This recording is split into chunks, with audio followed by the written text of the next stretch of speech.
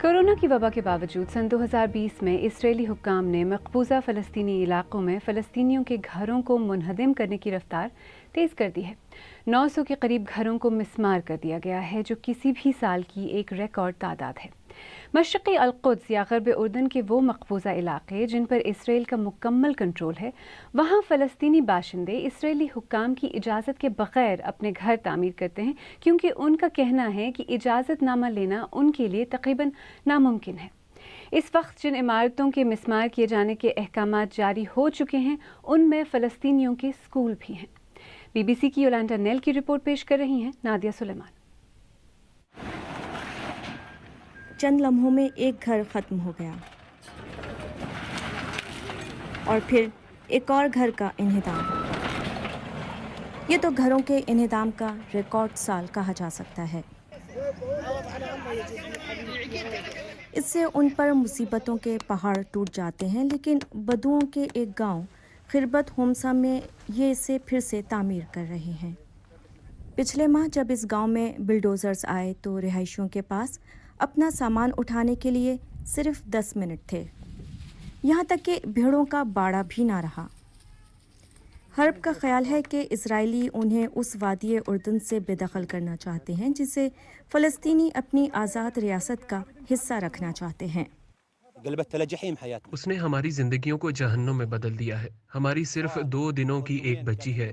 इस खानदान के सरों से भी छत छीन ली गई। उन्हें सारी रात बारिश में गुजारना पड़ी और ये सब कुछ इसराइली कब्जे की वजह से है। अंसर 3 बच्चों की मां हैं। उन्होंने बताया था कि यहाँ जिंदगी बहुत सख्त हो गई है और यहाँ ये सिर्फ लोगों के साथ ही नहीं है। इस बरस सैकड़ों फ़लस्तीनी घरों को मुनहदम किया जा चुका है, क्योंकि इजरायली हुक्काम के मुताबिक उनकी तामीर गैर कानूनी थी। और इन तमाम में जो बात मुश्तरक है वो ये कि ये जगह इसराइली फ़लस्तीनी तनाज़े में हसास जगहों पर वाक़ हैं।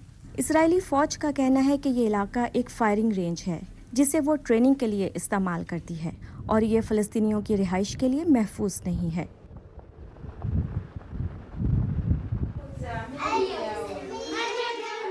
रासुत्तैन नामी एक और गांव, यहाँ करीब एक यहूदी बस्ती के साथ कशीदगी चल रही है। ये एक नया स्कूल है जो फ़लस्तीनी बच्चों के मुस्तक़बिल के लिए अहम है। इस वक्त तालीम दी जा रही है, लेकिन शायद इस स्कूल का अपना वजूद ही ना रहे। इसके इन्हिदाम के अहकामात जारी हो चुके हैं। हम शुरू से ही इस स्कूल के मुस्तकबिल के बारे में परेशान रहे हैं। अगर हम इसी परेशानी में रहते तो हम कभी भी कोशिश न करते। हमने काम जारी रखा ताकि हम अपने बच्चों को तालीम दे सकें, जो कि उनका बुनियादी हक है।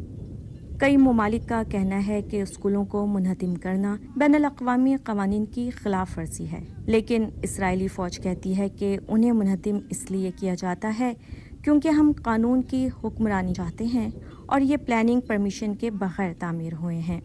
असल में तनाज़े की बुनियादी वजह ज़मीन पर कब्ज़ा है, इसलिए जब तक ये तनाज़ा तय नहीं पा जाता, इन हसास इलाकों में फ़लस्तीनियों की ज़िंदगियों का मुस्तक़बिल बेयकीनी का शिकार रहेगा।